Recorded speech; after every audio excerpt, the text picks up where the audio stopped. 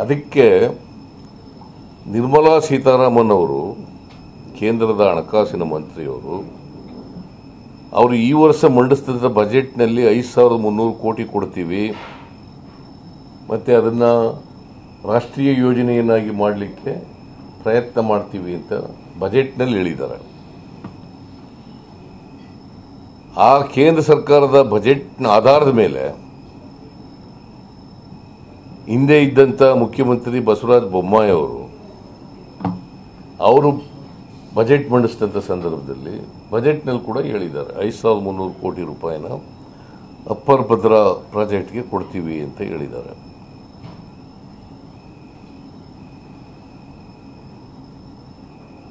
ಅದು ಇವತ್ತಿನವರೆಗೆ ಡಿಸೆಂಬರ್ ಮುಗಿತಾ ಬಂತು. ಈ ವರ್ಷ ಇವತ್ತಿನವರೆಗೆ ₹1 ಬಂದಿಲ್ಲ.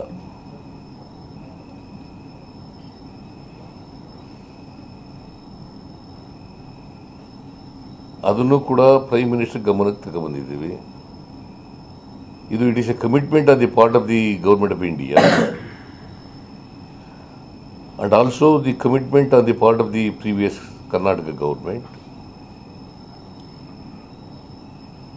ಬಟ್ ಇವತ್ತಿನವರಿಗೆ ₹1 ಕೂಡ ಕೊಟ್ಟಿಲ್ಲ. ಅದನ್ನು ಕೂಡಲೇ ಬಿಡುಗಡೆ ಮಾಡಬೇಕು ಅಂತ ಒತ್ತಾಯ ಮಾಡಿದ್ದೀವಿ. ನೀವೇ ಒಪ್ಕೊಂಡಿರೋದು ಕೊಡಿ ಅಂತ.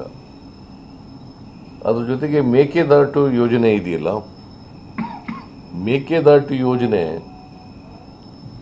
It's A balancing reservoir and A drinking water project.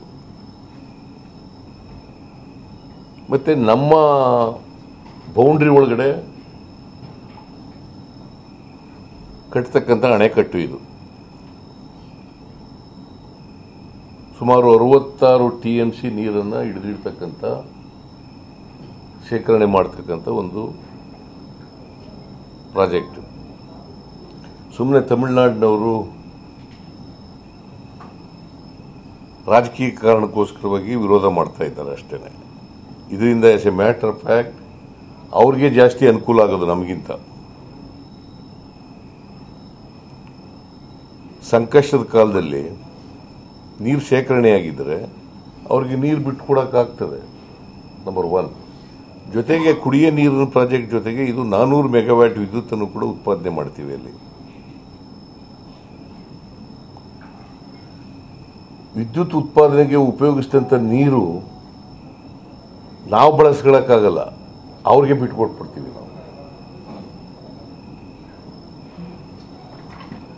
So in the process Tamil Nadu government will be more benefited than Karnataka.